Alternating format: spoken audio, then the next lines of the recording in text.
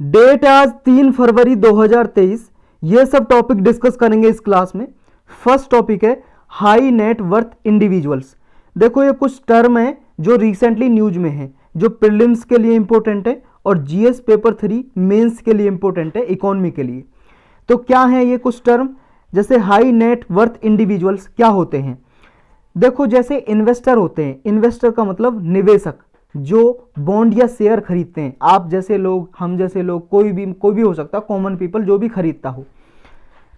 तो जो इन्वेस्टर है, चाहे कोई इंडिविजुअल पर्सन हो या कोई इंस्टीट्यूशन यानी कि संस्था, कोई कंपनी हो, कोई भी, अगर वो 2 लाख से ज़्यादा रुपए इन्वेस्ट करती है, यानी कि 2 लाख रुपए से ज़्यादा के एक बार में वो शेयर या बॉन्ड खरीदती है किसी कंपनी का, तो उस कंपनी के लिए, जिस कंपनी के वो शेयर या बॉन्ड खरीदेंगे, उस कंपनी के लिए वो हाई नेट वर्थ इंडिविजुअल्स हो जाएंगे। चाहे कोई इंस्टीट्यूशन हो, चाहे कोई इंडिविजुअल हो, तो उन्हें क्या बोलेंगे, हाई नेट वर्थ इंडिविजुअल्स। एक टर्म है एफपीओ। एफपीओ क्या होती है, देखो एफपीओ से पहले समझो, मान लो कोई कंपनी है, ये कंपनी अपने शेयर जारी करना चाहती है। शेयर जारी करना चाहती है तो ये स्टॉक मार्केट में अपने आप को रजिस्टर कराएगी। स्टॉक मार्केट क्या है आपको पता ही होगा, बहुत बार हमने डिस्कस किया स्टॉक मार्केट। जिन्हें नहीं पता उनके लिए थोड़ा डिस्कस कर लेते हैं। स्टॉक मार्केट जैसे देखो बॉम्बे स्टॉक एक्सचेंज पढ़ा होगा आपने, बम्बई में है। जैसे NSC national stock exchange Delhi में है। बॉम्बे स्टॉक एक्सचेंज एक मार्केट है, इसका एक इंडेक्स होता है जिसका नाम है सेंसेक्स। ये 30 कंपनी का शेयर बॉन्ड देखता है। ये बीएससी 30 कंपनी का शेयर या बॉन्ड की वैल्यू देखता है, उसकी घट रही है या बढ़ रही है, उसके हिसाब से यह सेंसेक्स जो इंडेक्स है, इसका भी जो रैंकिंग है घटती बढ़ती रहती है। ऐसे ही निफ्टी है, एनएससी का, नेशनल स्टॉक एक्सचेंज का जो इंडेक्स है वो है निफ्टी। निफ्टी एक इंडेक्स है, इसमें एनएससी में ये क्या करती है, 50 कंपनियों का देखती है कि उनका शेयर या बॉन्ड का प्राइस मार्केट में घट रहा है या बढ़ रहा है, तो उसी हिसाब से जो निफ्टी है इंडेक्स, ये भी घटता बढ़ता रहता है। तो कोई कंपनी जब अपना शेयर जारी करेगी तो स्टॉक मार्केट में रजिस्टर कराएगी, बॉम्बे स्टॉक एक्सचेंज में या एनएससी में रजिस्टर कराएगी, और रजिस्टर कराने के बाद अपना शेयर जारी करेगी मार्केट में।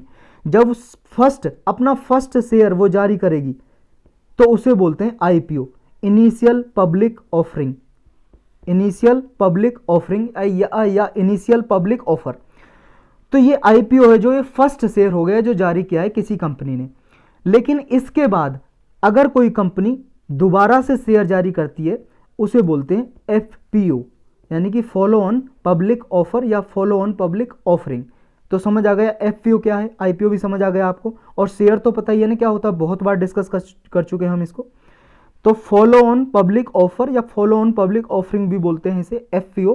तो एक प्रोसेस है, क्या कंपनी जब किसी एक्सचेंज में ऑलरेडी, जैसे बॉम्बे स्टॉक एक्सचेंज है, किसी स्टॉक मार्केट में ऑलरेडी रजिस्टर है, लिस्टेड है, और फिर वो अपने शेयर जारी करती है, या तो नए इन्वेस्टर के लिए या फिर जो एग्जिस्टिंग शेयर होल्डर हैं, ऑलरेडी जिन्होंने इसका शेयर पहले से खरीद रखा है, उनके लिए शेयर जारी कर रही है, तो उन्हें बोलते हैं एफपीओ, उन शेयर को जो जारी करती है दोबारा। नेक्स्ट टर्म एक एफपीओ ओवर सब्सक्रिप्शन। ये क्या है, देखो कोई कंपनी है, उसने मान लो 100 शेयर जारी करने की बात कही है, लेकिन उसके पास डिमांड आ गई 112 शेयर की। तो क्या हुआ, यानी कि जितनी डिमांड थी उससे कम शेयर हैं, यानी कि शेयर से ज़्यादा डिमांड आ गई, तो इस कंडीशन को बोलेंगे एफपीओ ओवर सब्सक्रिप्शन। यानी कि डिमांड ज़्यादा शेयर की लेकिन शेयर कम है, तो कितनी डिमांड ज़्यादा हो गई, इसको 112, यानी कि 112 लोग चाह रहे थे कि हम शेयर खरीदें, लेकिन 100 ही शेयर हैं, शेयर 100 ही हैं, कंपनी ने 100 शेयर जारी करे लेकिन 112 की डिमांड आ गई, तो इसे 112 को 100 से डिवाइड कर देंगे तो 1-2 के बाद पॉइंट लग जाएगा, यानी कि 1.12 टाइम्स ज़्यादा डिमांड है शेयर की, तो इसे बोलेंगे एफपीओ ओवर सब्सक्रिप्शन। यानी कि जब शेयर की जितनी वैल्यू है उससे ज़्यादा डिमांड आ जाए, जितने शेयर हैं उससे ज़्यादा डिमांड आ जाए। नेक्स्ट टॉपिक है आईसीईटी डायलॉग। ये प्रीलिम्स और जीएस पेपर 2 के लिए इंपॉर्टेंट है। देखो इंडिया और यूएस के नेशनल सिक्योरिटी एडवाइजर की ये मीटिंग होने वाली है। नेशनल सिक्योरिटी एडवाइजर आप जानते हो, राष्ट्रीय सुरक्षा सलाहकार जो होते हैं, यानी कि नेशनल सिक्योरिटी के लिए गवर्नमेंट को जो सलाह देते हैं। तो इंडिया और यूएस के दोनों के नेशनल सिक्योरिटी एडवाइजर मिलेंगे इसमें आईसीईटी डायलॉग में।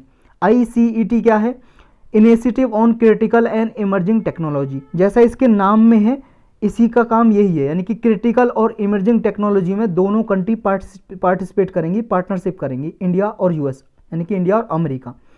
ये 2021 में अनाउंस किया था आईसीईटी, और इसको कौन हैंडल करता है? नेशनल सिक्योरिटी काउंसिल, हमारी जो राष्ट्रीय सुरक्षा परिषद है दोनों कंट्रीज़ की, इंडिया की और अमेरिका की, वो दोनों इसको मैनेज करती हैं, हैंडल करती हैं। और इसकी मीटिंग में कौन पार्टिसिपेट करेंगे? नेशनल सिक्योरिटी एडवाइजर, दोनों कंट्रीज़ के। इसका टारगेट क्या है? लक्ष्य इंडिया और यूएस के बीच में पार्टनरशिप बढ़ाना है। क्रिटिकल और इमर्जिंग टेक्नोलॉजी कैसी हैं ये क्रिटिकल और इमर्जिंग टेक्नोलॉजी? जैसे मान लो ग्लोबल ग्रोथ है, उसको आगे बढ़ाना, दोनों कंट्रीज के जो इकोनॉमिक कम्पिटिटिवनेस है इसको आगे बढ़ाना, जो नेशनल सिक्योरिटी इंटरेस्ट है दोनों कंट्रीज के, राष्ट्रीय सुरक्षा के जो भी इंटरेस्ट है उनको प्रोटेक्ट करना। और कौन कौन सी चीज़ में कोऑपरेशन करेंगे? रिसर्च एंड डेवलपमेंट में दोनों कंट्री कोऑपरेट करेंगी। क्वांटम कंप्यूटिंग में, क्वांटम कंप्यूटिंग एक इमर्जिंग टेक्नोलॉजी है, अभी इमर्ज हो रही है। डिफेंस इनोवेशन में, स्पेस रिलेटेड सैटेलाइट वगैरह में पार्टिसिपेट करेंगे। 6G जो टेक्नोलॉजी आने वाली है जो, उसमें पार्टिसिपेट करेंगे। अभी देखो 5G लॉन्च हुई है इंडिया में, लेकिन कुछ ही प्लेस पे हुई है, सारे इंडिया में नहीं हुई है। सेमीकंडक्टर को डेवलप करने के लिए दोनों कंट्री एक साथ आएंगी, पार्टनरशिप करेंगी, कोऑपरेट करेंगी। सिग्निफिकेंस क्या है इस आईसीईटी डायलॉग का? क्या इंपॉर्टेंस है? सिग्निफिकेंस का मतलब इंपॉर्टेंस। देखो इससे क्या, अमेरिका की जो टेक्नोलॉजी पार्टनरशिप है वो एक्सीलरेट होगी और इंडिया के साथ कन्वर्जेंस कर सकेंगे पॉलिसी के लिए भी। इंडिया के लिए इंपॉर्टेंट इसलिए, इंडिया एक ट्रस्टेड सप्लाई चेन पार्टनरशिप बन जाएगा इंडिया और यूएस का जब कोऑपरेशन होगा। तो ये इंडस्ट्रियल जो रिवॉल्यूशन है, नेक्स्ट इंडस्ट्रियल रिवॉल्यूशन, उसके लिए भी इंपॉर्टेंट है। स्पेस और फ्यूचर डिफेंस नीड्स के लिए भी एक दूसरी कंट्री के लिए इंपॉर्टेंट है। यूएस का जो अभी रेस्ट्रिक्शन लगा हुआ है इंडिया पे एक्सपोर्ट के लिए, कि इंडिया जो एक्सपोर्ट करता है यूएस में, लेकिन यूएस ने कुछ रेस्ट्रिक्शन लगा रखे हैं, कुछ रोक लगा रखी हैं। तो अगर इंडिया और यूएस का इसमें कोऑपरेशन होगा, सहयोग होगा इस आईसीईटी डायलॉग में, तो हो सकता है आगे अमेरिका अपने जो रेस्ट्रिक्शन लगा रखे हैं इंडिया पे उसे हटा सके। फ्री, ओपन और सिक्योर ग्लोबल इकोनॉमी सस्टेन होगी इस कोऑपरेशन से। इंडिया और यूएस की जो टेक्नोलॉजी पार्टनरशिप है, और कौन कौन सी एरियाज है जिनमें इंडिया और यूएस पार्टनरशिप करते हैं या कर चुके हैं? देखो एक निसार है, ये निसार क्या है? इंडिया और अमेरिका की स्पेस एजेंसी है, अमेरिका की है नासा और इंडिया की है ISRO, India space research organisation, जो सैटेलाइट वगैरह भेजती है स्पेस में। ये दोनों एक दूसरे के साथ कोऑपरेशन कर रही हैं, नया टेक्नोलॉजिकल पार्टनरशिप बनाई है जिसका नाम है निसार। ये सितंबर 2023 में लॉन्च होगी। तो ये स्कैन करेंगे अर्थ लैंड को, क्रॉपलैंड को, हजार्ड साइट्स को, आइस सीट्स को, सी आइस को, यानी कि एक दूसरी कंट्रीज़ की ये जो स्पेस एजेंसी एक साथ आएंगी और कोऑपरेट करेंगी टेक्नोलॉजी में। जॉइंट इंडिया और एस क्वांटम कोऑर्डिनेशन मैकेनिज्म में इंडिया और यूएस का इनोवेशन ब्रिज लॉन्च करेंगे। यूएस और इंडिया के डिफेंस जो स्टार्टअप हैं, यानी कि जो डिफेंस के लिए इक्विपमेंट बनाती हैं कंपनीज, जैसे हमारे इंडिया की डीआरडीओ, तो ये कंपनी आपस में पार्टिसिपेट करेंगी, कोऑपरेट करेंगी, इंडिया और यूएस की। इंडिया की टाटा कंपनी और यूएस की लॉकहीड मार्टिन, ये देखो प्लेन्स प्रोड्यूस करेंगी हैदराबाद में, प्लेन्स का मतलब हवाई जहाज वगैरह प्रोड्यूस करेंगी। इंडिया और यूएस से स्ट्रेटजिक क्लीन एनर्जी पार्टनरशिप हो रखी है ऑलरेडी। तो इतने सारी पार्टनरशिप है इंडिया और यूएस के बीच में। नेक्स्ट टॉपिक है एकलव्य मॉडल रेजिडेंशियल स्कूल्स। ये रिसेंटली अभी न्यूज़ में इसलिए है क्योंकि जो इस साल का बजट पेश किया इस 1 फरवरी को फाइनेंस मिनिस्टर ने, तो बजट स्पीच में इनकी बात की गई, यानी कि बजट में इसका प्रोविजन है, इसलिए हम इसको पढ़ रहे हैं। फाइनेंस मिनिस्ट्री ने अनाउंस किया कि इन स्कूल्स में, जो ये स्कूल हैं, विद्यालय हैं, इनमें 38,800 टीचर्स की भर्ती की जाएगी आने वाले कुछ साल में। तो ये स्कूल क्या हैं, इनके बारे में जानेंगे। ये 1997 में लॉन्च किए थे, स्टार्ट किए थे। किस लिए स्टार्ट किए थे ये? देखो स्टार्ट किए थे, जैसा इसका नाम में है, Eklavya model residential school. Eklavya जानते हो आप कौन था एकलव्य? आपने महाभारत देखिए, जो यानी कि बेस्ट स्टूडेंट था गुरु द्रोणाचार्य का, कौन था? अर्जुन था, जानते होंगे आप अगर महाभारत देखी होगी। लेकिन एक स्टूडेंट यानी कि छात्र ऐसा था, वो पढ़ना चाहता था, यानी कि विद्या लेना चाहता था गुरु द्रोणाचार्य से, लेकिन उन्होंने मना कर दिया। क्यों? क्योंकि वो था शेड्यूल्ड ट्राइब से, यानी कि वो आदिवासी था। ट्राइबल था, यानी कि जंगलों में रहता था, उसका कोई स्टेटस नहीं था, उसी का नाम था एकलव्य। यानी कि उन्हें विद्या नहीं दी, उन्होंने गुरु द्रोणाचार्य की एक मूर्ति बनाई, उनको गुरु मानते हुए उन्होंने विद्या ली, और अर्जुन से भी कहीं ज़्यादा धनुर्धारी था, लेकिन उसे फेमस नहीं हुआ, यानी कि इतना उसे नाम नहीं मिल पाया अर्जुन की तरह। तो एकलव्य के नाम पे ही ये स्कूल चलाए गए एसटी कैटेगरी के लिए। जो एसटी कैटेगरी के चिल्ड्रन हैं उनको एजुकेशन प्रोवाइड करने के लिए ये स्कूल चलाए गए। 1997-1998 में ये लॉन्च किए गए। इनमें ऐसा नहीं है सिर्फ एसटी की पॉपुलेशन ही पढ़ सकते हैं, यानी कि एसटी कैटेगरी से आने वाले चिल्ड्रन ही पढ़ सकते हैं। 90% स्टूडेंट एसटी के रजिस्टर होते हैं इसमें, बाकी 10% और भी बच्चे एडमिशन ले सकते हैं। इसमें जो फंड दिया जाता है इन स्कूलों के लिए वो आर्टिकल 275 क्लाउज 1 के अंडर सेंट्रल गवर्नमेंट स्टेट और यूटीज़ को फंड देती है, ताकि वो अपने स्टेट में या यूनियन टेरिटरी में डेवलप कर पाएँ ऐसे स्कूल और बना पाएँ। फीचर क्या क्या होते हैं ऐसे स्कूल्स के? देखो, ये को एजुकेशनल इंस्टीट्यूशन होते हैं, यानी कि स्कूल होते हैं, और छठी से लेके 12वीं क्लास तक इनमें बच्चे पढ़ाए जाते हैं। को एजुकेशन का मतलब आप जानते होंगे, जिसमें लड़का और लड़की दोनों एक साथ पढ़ें। जो एकलव्य स्कूल्स हैं ये नवोदय विद्यालयों की तरह ही काम करते हैं। स्पेशल फैसिलिटी होती है इनमें एसटी कैटेगरी के लिए, ताकि वो अपनी लोकल आर्ट है, जो उनकी कला है या कल्चर है, संस्कृति, उनको प्रिजर्व कर पाएँ, बचा पाएँ। और उन्हें स्पोर्ट्स और स्किल डेवलपमेंट के लिए भी ट्रेनिंग दी जाती है इन स्कूल्स में। हर एक स्कूल है जो उसमें 480 स्टूडेंट्स की कैपेसिटी होती है, 480 स्टूडेंट्स इसमें पढ़ाए जाते हैं एक स्कूल में। इक्वल नंबर ऑफ सीट्स होती हैं बॉयज़ और गर्ल के लिए। नॉन एसटी स्टूडेंट 10% तक एडमिशन ले सकते हैं, बाकी 90% एसटी कैटेगरी से होते हैं, ड्यूल ट्राइब होते हैं। और इसमें सीबीएसई का जो क्यूरिकुलम है वो ही पढ़ाया जाता है। National education society for tribal students, ये सोसाइटी एक ऑटोनोमस ऑर्गेनाइजेशन है जो मिनिस्ट्री ऑफ ट्राइबल अफेयर्स के अंदर काम करती है। वो इनको बनाती है स्कूल को, और वही एस्टेब्लिश करके इनको मैनेज करती है हमारी पूरी कंट्री में। ये संस्था national education society for tribal students. Government का टारगेट क्या था?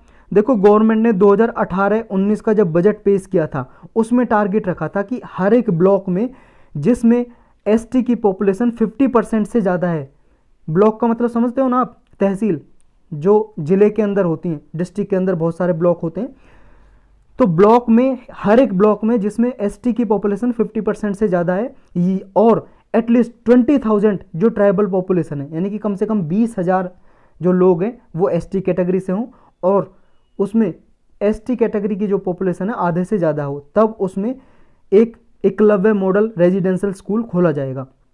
ये 2022 तक का लक्ष्य था अचीव करने का।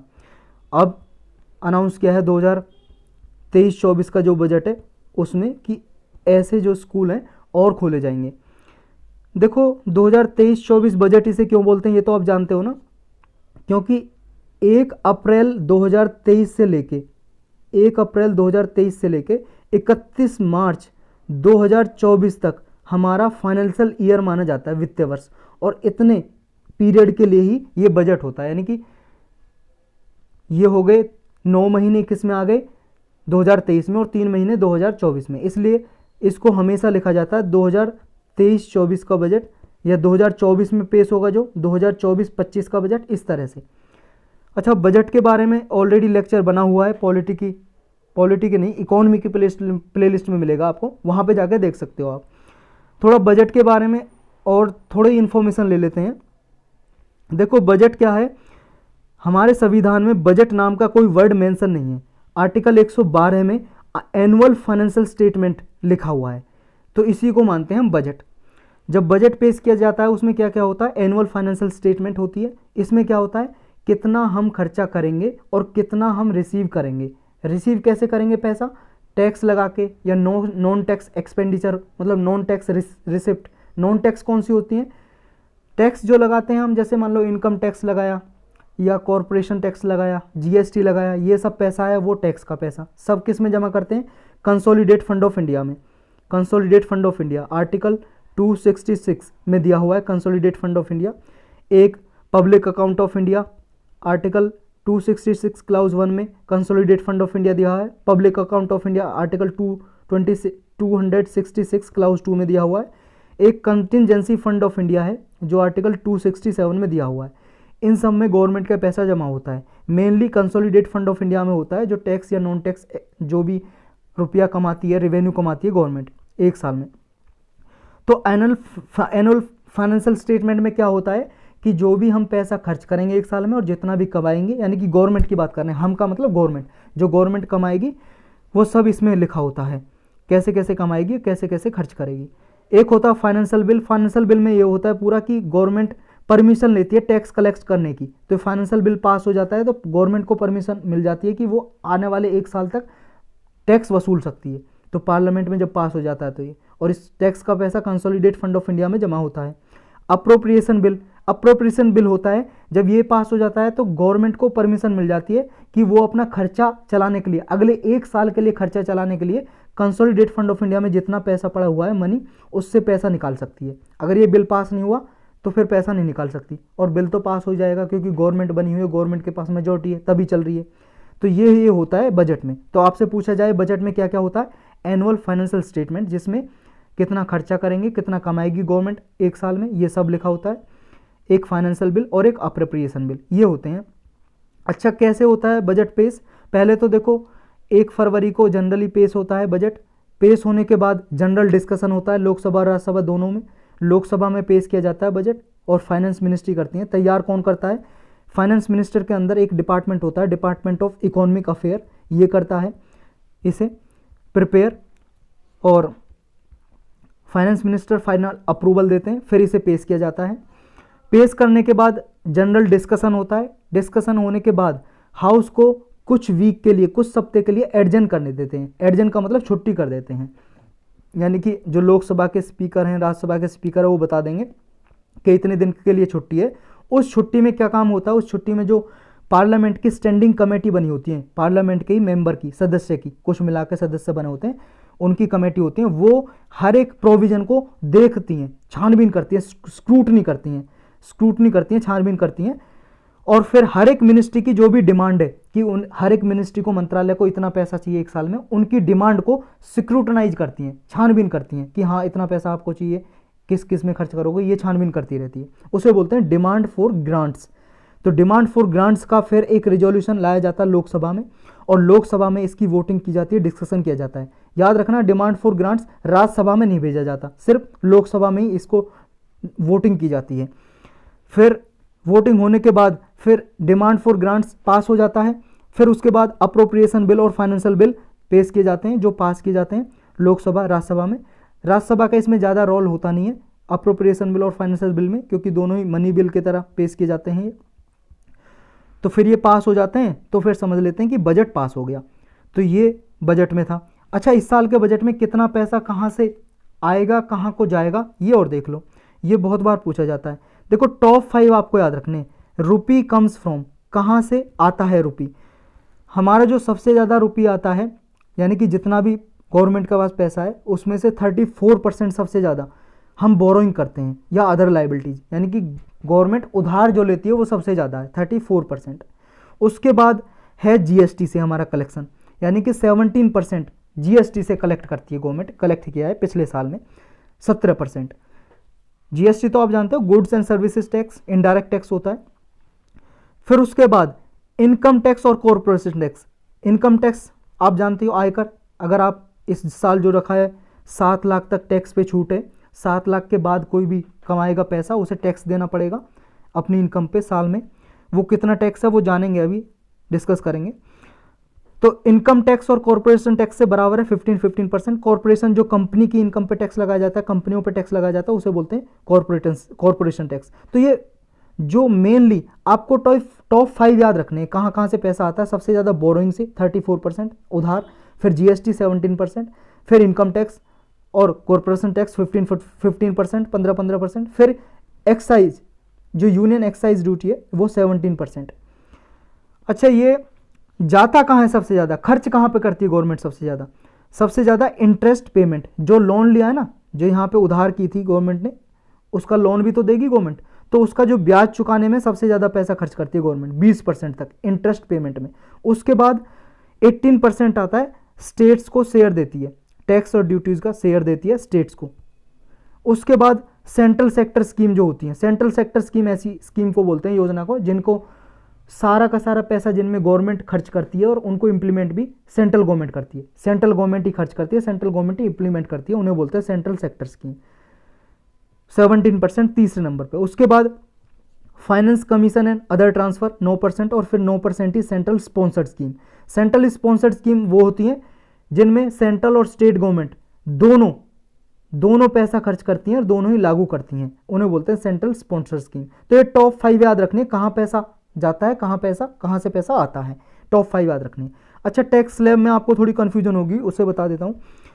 एक तरफ आपने देखा होगा 7 लाख तक इनकम टैक्स फ्री है, आपको देने की जरूरत नहीं है, और एक तरफ आपने देखा होगा स्लैब बने हुए हैं 0 से 3 लाख तक 0% टैक्स, 3 से 6 लाख तक 5% टैक्स देना पड़ेगा, 6 से 9 तक देना पड़ेगा आपको 10%, अगर आपकी इनकम 9 से 12 के बीच में है तो आपको देना पड़ेगा 15%, और अगर आपकी इनकम 12 से 15 के बीच में है तो आपको देना पड़ेगा 20%, और 15 लाख से ज़्यादा है आपकी एनुअल इनकम, एक साल में 15 लाख से ज़्यादा कमाते हो तो आपको 30% देना पड़ेगा। देखो 7 लाख तक इनकम है आपकी तो आपको कोई टैक्स देना नहीं पड़ेगा। तो फिर ये क्या स्लैब बना हुए हैं 0 से 3 0%, 3 से 6 5%। देखो भाई साहब, जिसकी इनकम मान लो 15 लाख से ज़्यादा है, 15 लाख से ज़्यादा है तो उसे 30% टैक्स देना पड़ेगा। मान लो 16 लाख रुपए इनकम है किसकी, एक साल में 16 लाख रुपए कमाता है, तो उसे देखो 15 लाख से ज़्यादा इनकम कितनी है इसकी, 1 लाख रुपए ही तो है। अगर 16 लाख कमा रहा है तो 15 लाख से ज़्यादा कितनी है, 1 लाख। तो 1 लाख पे तो देना पड़ेगा 30%, और बाकी के 15 लाख पे पता है कितना देना पड़ेगा, 3 लाख तक तो कुछ नहीं देना पड़ेगा 0%, 3 से 6 लाख रुपए पे देना पड़ेगा 5%, फिर 6 से 9 लाख पे देना पड़ेगा 10%, 9 से 12 लाख पे देना पड़ेगा 15%। यानी कि ऐसा नहीं है जिसकी 16 लाख है तो 16 की 16 लाख पे 30% ही देना पड़ेगा, यानी कि उसकी इनकम बढ़ जाएगी। और अगर कोई 7 लाख ही कमाता तो उसे 0% कुछ भी नहीं देना पड़ेगा। 8 लाख कमाता है तो फिर कैसा देना पड़ेगा, फिर उस स्लैब में आ जाएगा। अगर कोई 8 लाख कमाता है तो 3 लाख तक तो कोई टैक्स नहीं, 3 से 6 लाख तक 5% हो जाएगा, और अगले 6 लाख तक दे दिया, 8 लाख कमा रहा था तो अगले 2 लाख पे कितना देगा, 6 से 9 लाख की कैटेगरी में आ गया तो अगले 2 लाख पे 10% का टैक्स देगा। तो ये है सारा कुछ, आपको कन्फ्यूजन क्लियर होगी। अब आते हैं अपने लेक्चर पे। अगला टॉपिक कौन सा है, महिला सम्मान सेविंग सर्टिफिकेट स्कीम। ये भी देखो बजट में अनाउंस किया था, और जो पिछला टॉपिक था एकलव्य रेजिडेंशियल स्कूल, वो भी बजट में अनाउंस किया था। तो ये हम बजट को भी ना आने वाले दिनों में जो मेन स्कीम और योजना है जो उनको ऐसे ही डिस्कस कर लेंगे करंट अफेयर के टॉपिक में। थोड़ा लंबा लेक्चर बन जाएगा हो सकता है, लेकिन हम डिस्कस कर लेंगे ऐसे ही। तो महिला सम्मान सेविंग सर्टिफिकेट स्कीम, ये प्रीलिम्स और जीएस पेपर 2 और 3 के लिए इंपॉर्टेंट है, मेंस के लिए। फाइनेंस मिनिस्ट्री ने अनाउंस किया बजट में कि महिला और गर्ल्स के लिए, वुमेन और गर्ल्स के लिए यूनियन बजट में ये महिला सम्मान सेविंग सर्टिफिकेट उनकी सेविंग स्कीम है, महिलाओं के लिए नई सेविंग स्कीम्स। क्या होगा इसमें, देखो इसमें 2 लाख रुपए तक की सेविंग कर सकते हैं, फिक्स डिपॉजिट कर सकते हैं। एफडी तो जानते हो आप, बैंक में अकाउंट होता है, एफडी करा देते हैं, फिक्स डिपॉजिट।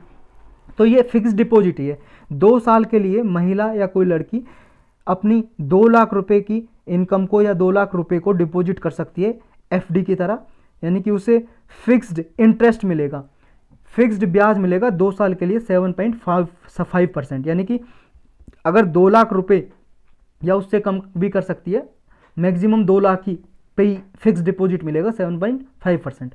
तो 2 लाख रुपए जमा करती है तो उसे 2 साल में कितना ब्याज मिल जाएगा, 7.5% से लगभग 15,000 रुपये, यानी कि 2 साल के बाद उसे 2,15,000 रुपये मिल जाएंगे। तो ये स्कीम है, यानी कि सेविंग को इंक्रीज करने के लिए। लेकिन इसमें यह है टैक्स बेनिफिट नहीं मिलेगा, टैक्स लगेगा इस इनकम पे, लेकिन पार्शियल विथड्रॉल कर सकते हैं, यानी कि बीच में पैसा निकाल भी सकती हैं।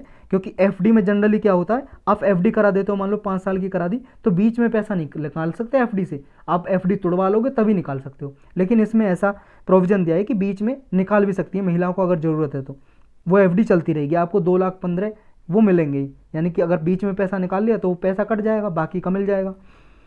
तो ये वन टाइम स्कीम है, 2025 तक है सिर्फ ये स्कीम। अगर कोई करना चाहता है तो कर सकता है, अभी अपने अकाउंट में डिपॉजिट 2 लाख रुपए और एफडी करा सकता है कोई भी महिला या गर्ल। तो महिलाओं की जो सेविंग है उसको इंक्रीज करने के लिए लाई गई है स्कीम। नेक्स्ट टॉपिक है sickle cell anaemia. Sickle cell anaemia ये प्रीलिम्स के लिए मोस्ट इंपॉर्टेंट टॉपिक है, क्योंकि बजट में ही देखो इसके बारे में लक्ष्य रखा है कि इंडिया ने ये टारगेट रखा है कि सेंट्रल गवर्नमेंट प्लान बनाएगी और कुछ इनिशिएटिव चलाएगी ताकि इस डिसीज़ को, बीमारी को 2047 तक हमारे इंडिया से एलिमिनेट किया जा सके, मिटाया जा सके, ख़त्म किया जा सके। तो स्कल सेल एनीमिया क्या है? देखो, आपको पता है आपकी बॉडी में ब्लड होता है, कभी ना कभी तो इंजरी हुई होगी, आपके हाथ पैर टूटे होंगे, फूटे होंगे कहीं से भी, तो खून निकला होगा। जो आपका ब्लड निकलता है उसके कई पार्ट होते हैं, उसमें रेड ब्लड सेल होती हैं, वाइट ब्लड सेल होती हैं, प्लेटलेट्स होते हैं। रेड ब्लड सेल कुछ इस तरह की दिखेंगी अगर आप सूक्ष्मदर्शी से देखोगे, माइक्रोस्कोप से देखोगे तो ये नॉर्मल जो रेड ब्लड सेल होती हैं वो ऐसी सर्कुलर होती हैं, गोल गोल। लेकिन जब सिकल सेल एनीमिया हो जाता है ना, तो उसकी सेल गोल से ये इस तरह की बन जाती हैं। देख रहे हो ना, ये क्रेसेंट जैसे चंद्रमा होता है, क्रेसेंट टाइप इस तरह का। और स्कल नाम क्या है? क्योंकि स्कल देखो, दराती जो होती है ना जिससे किसान फसल काटता है, दराती देखी होगी आपने, कुछ इस तरह की होती है दराती, तो इसीलिए इसका नाम रखा है स्कल, क्योंकि ये शेप क्रेसेंट टाइप की बन गई। तो सिकल सेल एनीमिया इसलिए बोलते हैं क्योंकि सेल का टाइप जो है, सेल का जो साइज है, उसका जो आकृति है, शेप है, वो सिकल की तरह बन जाती है। तो सिकल सेल एनीमिया इसलिए बोलते हैं। तो ये हो गया सिकल सेल एनीमिया, जिसको डिसीज है, इस तरह की उसकी ब्लड सेल बन जाती है, रेड ब्लड सेल।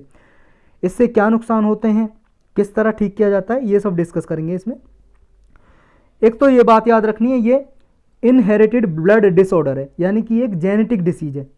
यानी कि अगर किसी माता पिता के डिफेक्टिव जीन चले जाते हैं बच्चे में, तो फिर इसको हो जाती है उस बच्चे को। ये कहाँ अफेक्ट करती है? ये रेड ब्लड सेल को, हमारी हीमोग्लोबिन जो होता है, हीमोग्लोबिन को अफेक्ट करता है।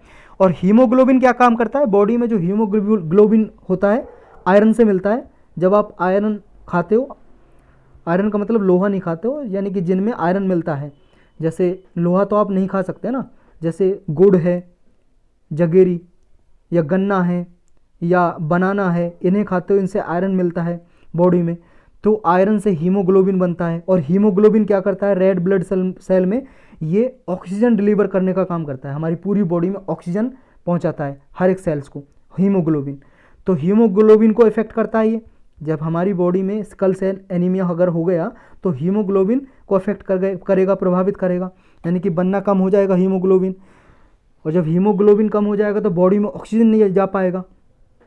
तो ये एक एटिपिकल हीमोग्लोबिन मॉलिक्यूल्स को अफेक्ट करता है, और उस हीमोग्लोबिन मॉलिक्यूल्स को बोलेंगे हीमोग्लोबिन एस, यानी कि रेड ब्लड सेल को ये डिसोर्ट कर देता है, सिकल सेल में बदल जाती है उनकी शेप। तो सिकल सेल रिजिड हो जाती हैं, स्टिकी होती हैं थोड़ी, यानी कि चिपक जाती हैं। आपकी जो ब्लड वेसल होती हैं, जिनसे ब्लड निकलता है, जो नलियाँ होती हैं, उनमें चिपक जाती हैं, जिसकी वजह से जो ब्लड का फ्लो है, जो खून बहता है आपकी नसों में, वो ब्लॉक हो जाता है। क्या क्या कारण होते हैं इसके होने के? जैसा हमने ऊपर डिस्कस किया, अगर डिफेक्टिव जीन आता है मदर और फादर से, तो फिर 2 जीन डिफेक्टेड आते हैं, तो फिर ये बीमारी हो जाती है सिकल सेल एनीमिया। सिम्टम क्या होते हैं, लक्षण क्या होते हैं जब ये हो जाता है? देखो, अर्ली स्टेज में होता है कि एक्सट्रीम टायर्डनेस हो सकती है, आपको थकान, बहुत ज़्यादा थकान हो सकती है, फजीनेस हो सकती है, एनीमिया हो सकता है। एनीमिया भी ब्लड में हीमोग्लोबिन की कमी हो जाती है, खून की कमी, उसे ही बोलते हैं एनीमिया। या पेनफुल स्वेलन हैंड हो सकते हैं, आपके हाथों में पैरों में सूजन आ सकती है, दर्द हो सकता है उस सूजन में, या जॉन्डिस पीलिया हो सकता है आपको। लेटर स्टेज में देखें तो बहुत ज़्यादा सीवियर पेन हो सकता है, एनीमिया सीवियर कंडीशन में हो सकता है। ऑर्गन फेल हो सकते हैं बॉडी के, यानी कि मनुष्य के जो किडनी, लीवर, ये सब कुछ डैमेज हो सकते हैं। इन्फेक्शन हो सकता है। ट्रीटमेंट क्या है, इसका इलाज क्या है? बोन मैरो ट्रांसप्लांटेशन या स्टेम सेल ट्रांसप्लांटेशन, इसके ज़रिए इसको ठीक किया जा सकता है। और भी ट्रीटमेंट हैं, जैसे सिम्टम को ट्रीट किया जा सकता है, जैसे मान लो पेन हो रहा है, दर्द, तो दर्द की दवाई दे दी, पेन किलर। मान लो उसे कॉम्प्लिकेशन हो रहा है, या फिर मान लो बेचैनी हो रही है, तो उस तरह की दवाई दे दी। एनीमिया हो रहा है तो उसके एनीमिया को ठीक करने के लिए टैबलेट दे दी। इस तरह से इसको ट्रीट किया जाता है, सिम्टोमेटिक भी और बोन मैरो ट्रांसप्लांटेशन या स्टेम सेल ट्रांसप्लांटेशन टेक्निक से। नेक्स्ट टॉपिक है agriculture and farmers welfare initiative announce in budget. जो एग्रीकल्चर यानी कि कृषि और किसानों के लिए, किसानों के कल्याण के लिए जो स्कीम इनिशिएटिव अनाउंस किए हैं बजट में, वो हम इसमें डिस्कस करेंगे। मेजर इनिशिएटिव क्या है? जैसे पीएम प्रणाम। प्रधानमंत्री programme for restoration awareness nourishment and amelioration of mother earth. देखो सॉइल की जो फर्टिलिटी है उसको दोबारा से रीस्टोर करने के लिए पीएम प्रणाम स्कीम चलाई है। किसानों को इसमें अवेयर किया जाएगा, जागरूक किया जाएगा कि आप अल्टरनेटिव फर्टिलाइज़र यूज करो, यानी कि थोड़ा खाद ऑर्गेनिक खाद यूज करो केमिकल फर्टिलाइज़र को छोड़ के, या केमिकल फर्टिलाइज़र यूज करो तो बैलेंस तरीके से यूज करो, ऐसा नहीं ज़्यादा कि मिट्टी की जो फर्टिलिटी है वो ख़त्म हो जाए। नेक्स्ट इनिशिएटिव है भारतीय प्राकृतिक खेती बायो इनपुट रिसोर्स सेंटर। ये सेंटर 10,000 बायो सेंटर खोले जाएंगे। इनमें देखो जो माइक्रो फर्टिलाइज़र या पेस्टिसाइड हैं उनको डिस्ट्रीब्यूट किया जाएगा नेशनल लेवल पे किसानों को। ये 1 करोड़ फार्मर को प्रभावित करेगा अगले 3 साल में, यानी कि उनको ऐसे खाद दिए जाएंगे जिससे मिट्टी की जो उर्वरकता है वो ख़त्म ना हो। नेक्स्ट इनिशिएटिव है एग्रीकल्चर एक्सीलरेटर फंड। ये आपको याद रखने हैं, नोट्स बना लो इनके। एग्रीकल्चर एक्सीलरेटर फंड क्या है? इसमें पैसा जमा होगा और इसमें किसानों के लिए जो भी चुनौतियाँ हैं, चैलेंजेस हैं, उनको एड्रेस करने के लिए इनोवेटिव और अफोर्डेबल सॉल्यूशन ढूंढे जाएंगे, यानी कि नई नई टेक्नोलॉजी लाई जाएंगी जिसकी वजह से किसानों के प्रोडक्टिविटी और प्रॉफिटेबिलिटी को इंक्रीज किया जा सके। नेक्स्ट इनिशिएटिव है कॉटन क्रॉप प्रोडक्टिविटी इन्हेंसमेंट। देखो कॉटन है जो कपास, उसकी खेती इंक्रीज की जाएगी, किसानों को इसमें इंकरेज किया जाएगा ज़्यादा से ज़्यादा कॉटन उगाएं। क्लस्टर बेस्ड अप्रोच अपनाई जाएगी। क्लस्टर बेस्ड अप्रोच का मतलब ये किसान भी एक साथ आएंगे, जो स्मॉल किसान है, छोटे किसानों को भी एक साथ लाया जाएगा, और जो प्रोसेसिंग करते हैं कॉटन की उनको भी एक साथ लाया जाएगा, ताकि जो अगर किसान उगाएं, छोटे किसान भी उनकी जो माल है यानी कि क्रॉप है वो खरीद सकें, जहाँ पे प्रोसेसिंग की जाएगी, जिन सेंटर पे प्रोसेसिंग की जाएगी कपास की या कॉटन की। तो इसमें प्रोडक्टिविटी को भी इंक्रीज किया जाएगा और एक्स्ट्रा लॉन्ग स्टेपल कॉटन को भी इन्हेंस किया जाएगा, ज़्यादा से ज़्यादा उगा सकें। पब्लिक प्राइवेट पार्टनरशिप को अडॉप्ट किया जाएगा क्लस्टर बेस्ड अप्रोच के जरिए, ताकि ज़्यादा से ज़्यादा क्रॉप का कल्टीवेशन किया जा सके। नेक्स्ट है centre for excellence for millets. देखो ये मोस्ट इंपॉर्टेंट है मिलेट, क्योंकि इस साल यूनाइटेड नेशन ने इंडिया के कहने पे 2023 को international year of millet declare किया है।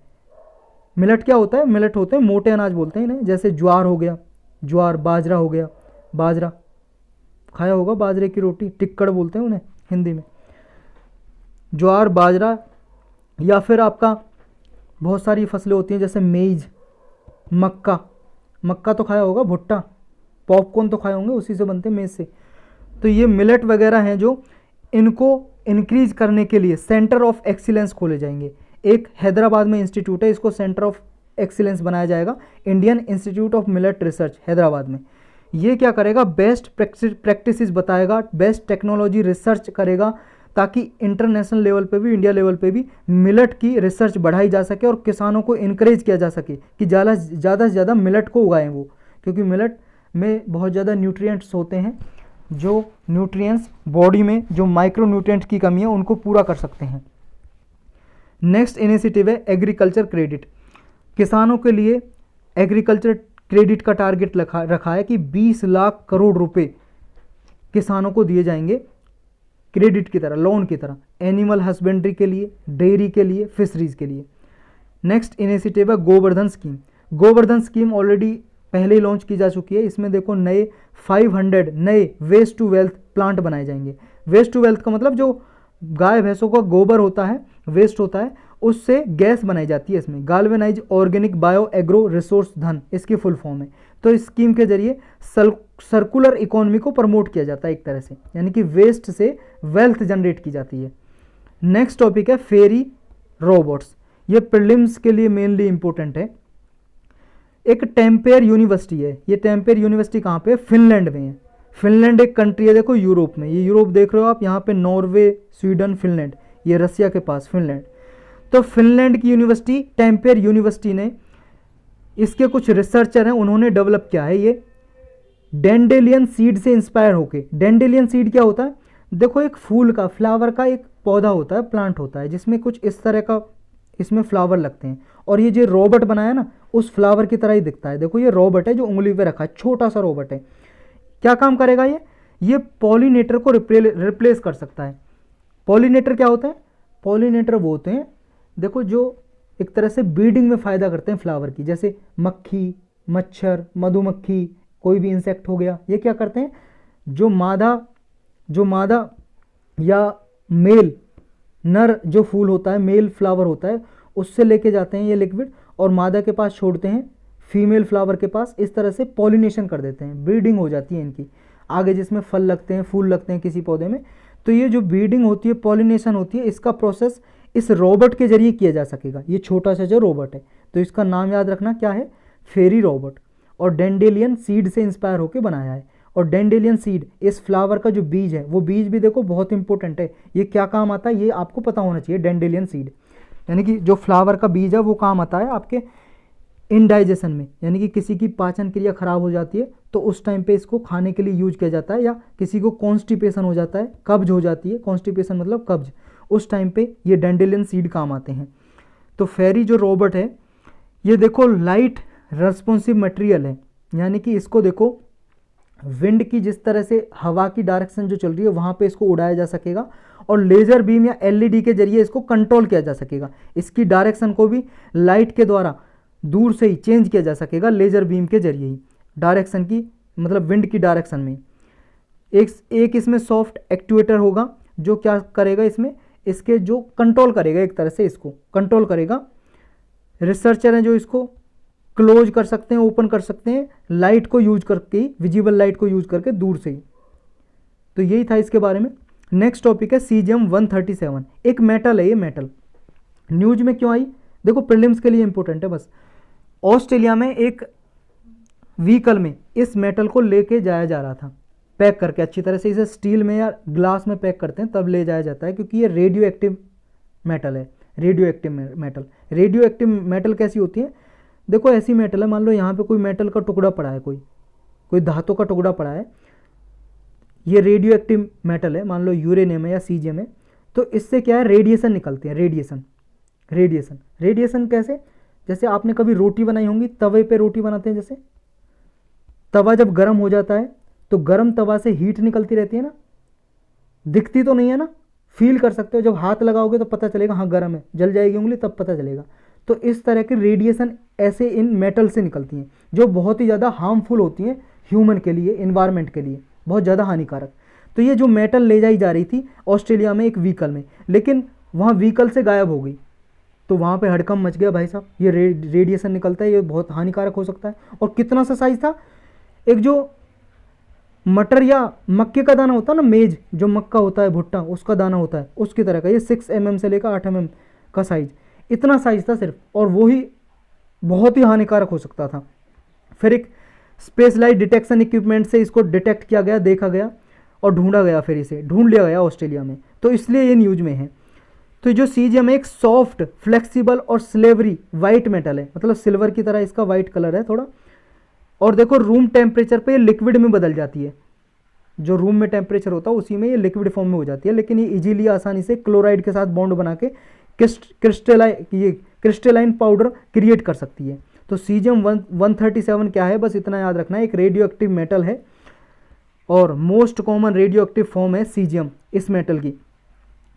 और जनरली क्या होता है, जो न्यूक्लियर पावर बनाते हैं ना, न्यूक्लियर एनर्जी, नाभिकीय ऊर्जा, उसमें जब न्यूक्लियर फिजन रिएक्शन होती है, जो न्यूक्लियर फिजन क्या होती है, नाभिकीय विखंडन बोलते हैं इसे हिंदी में। जब एक हीलियम का एटम ये टूट के, एक हीलियम का एटम टूट के हाइड्रोजन में कन्वर्ट हो जाता है, यानी कि बड़ा जो मॉलिक्यूल है, बड़ा मॉलिक्यूल नहीं, एलिमेंट, बड़ा एलिमेंट टूट के छोटे एलिमेंट में हो जाए तो उसी को बोलेंगे विखंडन, नाभिकीय विखंडन हो गया इसका, यानी कि न्यूक्लियर फिजन हो गया। तो बड़ा एटम छोटे एटम में टूट जाता है। इसकी वजह से जब टूटने के बाद देखो इस हीलियम से हाइड्रोजन तो बनते हैं 2, लेकिन प्लस कुछ एनर्जी निकलती है और कुछ वेस्ट निकलता है। तो इस जो एनर्जी निकलती है, इस एनर्जी को तो हम यूज कर लेते हैं बिजली बनाने में, इलेक्ट्रिसिटी प्रोड्यूस करने में, या इससे आप एटम बॉम्ब वगैरह भी बनाए जा सकते हैं या हाइड्रोजन बॉम्ब भी बनाए जा सकते हैं। लेकिन कुछ वेस्ट भी निकलता है, उस वेस्ट में सीजियम भी निकलती है, सीजियम मेटल भी निकलती है न्यूक्लियर फिजन रिएक्शन में, यानी कि न्यूक्लियर प्रोसेस कराते हैं जब, तो न्यूक्लियर प्रोसेस में जो बायो प्रोडक्ट या अवशेष जो बचता है उसमें सीजियम भी निकलता है। और ये सीजियम जो रेडियो एक्टिव मेटल है, इसकी जो हाफ लाइफ है वो 30.05 ईयर है, यानी कि 30 साल लगभग 30 साल में जो इसकी लाइफ है आधी हो जाएगी, मतलब जो इसमें शुरू में जो एक्टिविटी करती है ओरिजिनल एक्टिविटी उसकी आधी हो जाती है 30 साल में।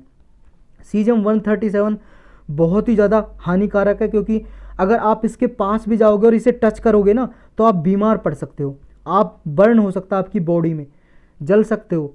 रेडिएशन ऐसी होती है आप बीमार हो सकते हो। अगर मान लो यहाँ पे मेटल है, इसके 1-2 मीटर के दायरे में भी आप घूम रहे हो, आसपास आपके रूम में है 1-2 मीटर के दायरे में घूम रहे हो, तो भी आपको इससे नुकसान हो सकता है, बीमार हो सकते हो। कुछ समय, कुछ घंटे, कुछ दिन अगर रहोगे तो आपकी बॉडी में रेडिएशन आपके मसल्स टिश्यू को ये नुकसान पहुंचा सकते हैं और आपकी डेथ भी हो सकती है। और इससे जो बीटा गामा रेडिएशन निकलती हैं बहुत ही हाई एनर्जी की होती हैं, वो एनर्जी की होती हैं जो रेडिएशन निकलती हैं, जो वेव इससे निकलती हैं, दिखती नहीं है ऐसे नंगी आंखों से लेकिन निकलती हैं, तो आपकी बॉडी में जाके आपके टिश्यू को डैमेज कर सकती हैं और आपको कैंसर का रिस्क बढ़ सकता है। अगर आपकी डेथ नहीं हुई, कुछ नहीं हुआ, तो आपकी बॉडी में कैंसर का रिस्क भी बढ़ सकता है। नेक्स्ट टॉपिक है कंजर्वेशन इनिशिएटिव इन बजट। कुछ कंजर्वेशन इनिशिएटिव लिए हैं बजट में, ये प्रीलिम्स और जीएस पेपर 3 के लिए इंपॉर्टेंट है। कौन कौन से लिए देखो, नेचुरल हेरिटेज जैसे मैंग्रोव और वेटलैंड को बचाने के लिए इनिशिएटिव लिए हैं। मैंग्रोव क्या होते हैं, देखो ये मैंग्रोव हैं जो पेड़ अक्सर पानी में होते हैं, इनकी जड़ें पानी में होती हैं, कोस्टल एरियाज़ में होते हैं। ये कोस्टल एरियाज़ में क्यों, क्योंकि खारा पानी, समुद्र का खारा पानी होता है, उसमें डूबे होते हैं। यानी कि जो हमारा इंडिया है, इंडिया के किनारे पे या और कंट्रीज़ के किनारे पे कोस्टल एरियाज़ हैं जो वहाँ पे पाए जाते हैं जनरली ये मैंग्रोव फॉरेस्ट। तो मैंग्रोव फॉरेस्ट और वेटलैंड को बचाने के लिए कुछ स्कीम चलाई है, कंजर्वेशन स्कीम, इनको बचाने के लिए। तो वो क्या है वो जानते हैं। एक है मिस्टी स्कीम। मिस्टी क्या है, mangrove initiative for shoreline habitats and tangible incomes. यानी कि ये प्रोग्राम ऐसा है जो मैंग्रोव प्लांटेशन है उसको फैसिलिटेट करेगा, यानी कि उसको कंजर्व भी करेगा, आगे बढ़ाएगा भी। इंडिया के कोस्ट लाइन पे जो मैंग्रोव फॉरेस्ट है उसको ज़्यादा से ज़्यादा लगाया जाए और प्लांटेशन की जाए और उसको बचाया जाए, उसके लिए प्रोग्राम है ये। इसमें मनरेगा स्कीम, कैंपा फंड और अदर सोर्सेज को कन्वर्ज किया जाएगा, उसके साथ कन्वर्ज करके, यानी कि मनरेगा में जो लोग काम करते हैं उनसे मैंग्रोव फॉरेस्ट लगाने के लिए उन्हें यूज किया जा सकेगा और इसको यूज करके आगे मैंग्रोव फॉरेस्ट को डेवलप किया जा सकेगा। तो कोस्टल मैंग्रोव फॉरेस्ट को ये डेवलप किया जाएगा। एफोरेस्टेशन का मतलब नए नए पेड़ लगाए जाएंगे, फॉरेस्टेशन। नेक्स्ट इसमें है अमृत धरोहर। अमृत धरोहर है वेटलैंड के लिए, जो वेटलैंड है उसको बचाने के लिए और वेटलैंड का ऑप्टिमल यूज किया जाए। वेटलैंड क्या होते हैं, आर्द्र भूमि, ऐसी भूमि जहाँ पे परमानेंट या सीजनली पानी भरा रहता हुआ सालों साल, या तो सालों साल भरा रहता हो या साल के कुछ महीनों में, मान लो बारिश के टाइम पे किसी भूमि पे पानी भरा हुआ है तो उसे वेटलैंड बोलते हैं। अच्छा, समुद्र को वेटलैंड बोलते हैं क्या, समुद्र को नहीं बोलेंगे, क्योंकि इसमें ये भी है कि 6 मीटर से ज़्यादा गहरा नहीं होना चाहिए, डीप नहीं होना चाहिए, और समुद्र तो आपको पता है कितना गहरा है। तो वेटलैंड को बचाने के लिए, उसका ऑप्टिमम यूज हो, वहाँ की जो आसपास की बायोडाइवर्सिटी उसको बचाने के लिए, कार्बन स्टॉक जो होता है वेटलैंड से उसको इन्हेंस करने के लिए, इको टूरिज्म अपॉर्चुनिटी जनरेट करने के लिए, और जो लोकल कम्युनिटी आसपास रहती हैं वेटलैंड के आसपास उनकी इनकम जनरेट हो, इस तरह के इनिशिएटिव लिए जाएंगे अमृत धरोहर में। तो वेटलैंड की इंपॉर्टेंस पे इसमें एम्फेसाइज किया जा रहा, फोकस किया जा रहा है, इसको प्रिजर्व किया जाएगा और लोकल कम्युनिटीज़ को भी शामिल किया जाएगा ताकि वो इस वेटलैंड को देखभाल करें केयर टेकर की तरह। नेक्स्ट टॉपिक है एक्सरसाइज ट्राई शक्ति प्रहार। ये सिर्फ प्रीलिम्स के लिए इंपॉर्टेंट है। ये देखो ट्राई एक्सरसाइज है, यानी कि जॉइंट ट्रेनिंग एक्सरसाइज है हमारी आर्मी की, इंडियन आर्मी की, इंडियन एयरफोर्स की, यानी कि थल सेना, वायुसेना और सीएपीएफ की। सीएपीएफ में देखो सेंट्रल आर्म पुलिस फोर्स आते हैं, जैसे आपका सीआरपीएफ हो गया, central reserve police force, CISF हो गया, सेंट्रल इंडस्ट्रियल फोर्स, बीएसएफ हो गया, बॉर्डर सिक्योरिटी फोर्स, जो चाइना नहीं, पाकिस्तान और बांग्लादेश के बॉर्डर पर तैनात रहती है। आईटीबीपी हो गया, जो इंडो तिब्बतन बॉर्डर फोर्स है, जो इंडिया और तिब्बत बॉर्डर पर रहती है तैनात। सीआरपीएफ कहाँ रहती है, ये देखो रिजर्व फोर्स है, ये इंडिया के बीच में रिजर्व रहती है, कहीं पे कैंप बना होगा इंडिया के बीच में, अगर जब ज़रूरत पड़ती है, मान लो कहीं पे रियोट्स हो रहे हैं, कहीं पे हिंसा हो रही है, तो तब इसको बुलाया जाता है सीआरपीएफ को रिजर्व, इसलिए इसके नाम में central reserve police force. CISF central industrial force, ये हमारी इंडस्ट्री को बचाने के लिए, किसी गवर्नमेंट कंपनी में या किसी, मान लो आपकी मेट्रो वगैरह में भी आपने देखा होगा सीआईएसएफ, मेट्रो भी एक इंडस्ट्री है, तो वहाँ पे इंडस्ट्रीज़ को बचाने के लिए ये सीआईएसएफ का यूज किया जाता है, या किसी वीआईपी को प्रोटेक्शन देने के लिए भी यूज किया जा सकता है सीआरपीएफ या सीआईएसएफ का। एक होती है आपकी एसएसबी, सशस्त्र सीमा बल, ये नेपाल भूटान के बॉर्डर पे होती है सशस्त्र सीमा बल, तो ये आती है सीएपीएफ में फोर्स। एक होती है असम राइफल, एक और है Assam rifle. Assam rifle India Myanmar के बॉर्डर पे होती है और असम में जनरली लोकेटेड होती है, यानी कि डिप्लॉय होती है। नेक्स्ट टॉपिक है रिवर्स फ्लिपिंग। रिवर्स फ्लिपिंग क्या है, ये प्रीलिम्स और जीएस पेपर 3 के लिए इंपॉर्टेंट है, इकोनॉमी के लिए। अभी न्यूज में इसलिए देखो, कुछ इंडियन स्टार्टअप हैं, यानी कि कुछ कंपनियां हैं जो रिवर्स फ्लिपिंग कर रही हैं, यानी कि अपनी कंपनी को डोमिसाइल में बैक लेके आ रही हैं, अपने घर में बैक लेके आ रही हैं। तो क्या है ये, इकोनॉमिक सर्वे में 2022-23 का था, उसमें भी ऑब्जर्व किया गया था कि बहुत सारी कंपनियां रिवर्स फ्लिपिंग कर रही हैं। तो फ्लिपिंग को समझते हैं पहले, रिवर्स फ्लिपिंग से पहले। फ्लिपिंग का क्या मतलब है, देखो कोई इंडिया की कंपनी है और वो इंडिया में लोकेटेड है, इंडिया में लोकेटेड है, इंडिया की कंपनी है, लेकिन ये क्या करती है, कोई बाहर एक कंपनी है, ओवरसीज कंपनी है, मान लो इंडिया में ए कंपनी थी, बाहर कोई बी कंपनी है, इंडिया से बाहर किसी देश में, मान लो अमेरिका में, यूके में या अफ्रीका में, कहीं पे भी है। तो अभी इंडिया की कंपनी अपनी ओनरशिप, अपनी जो मालिकाना हक है इसका ओनरशिप, तो ये दे देगी बी कंपनी को, बाहर किसी देश में बाहर कंपनी को, यानी कि अब मालिक कौन हो गया, बाहर देश में जो बी कंपनी है वो मालिक हो गया ए कंपनी का। तो इसी को बोलते हैं फ्लिपिंग। फ्लिपिंग वो सारा कुछ दे देती है, जो इंटेलेक्चुअल प्रॉपर्टी है वो से भी ट्रांसफर कर देती है। इंटेलेक्चुअल प्रॉपर्टी जैसे मान लो किसी कंपनी को पेटेंट मिला हुआ है, कोई प्रोडक्ट ये प्रोड्यूस कर रही है, पेटेंट मिला हुआ है इसे। पेटेंट क्या होता है, जब भी कोई कंपनी या कोई भी मान लो कोई प्रोडक्ट ऐसा बनाती है कि वो पहले ना हो पूरे देश में, कोई नया प्रोडक्ट बना दिया, मान लो कोई दवाई बना दी, तो उसका पेटेंट मिल जाता है WTO के रूल्स के अनुसार। ट्रिप्स जो रूल हैं WTO के, वर्ल्ड ट्रेड ऑर्गेनाइजेशन के, और इंडिया में भी एक एक्ट बना हुआ है इंटेलेक्चुअल प्रॉपर्टी राइट के लिए, तो उसके थ्रू उसे 20 साल का अधिकार मिल जाता है कि 20 साल वही प्रोडक्ट को प्रोड्यूस कर सकता है, कोई और नहीं कर सकता। कोई और करना चाहेगा तो इससे परमिशन लेगा और इससे पैसे भी देगा।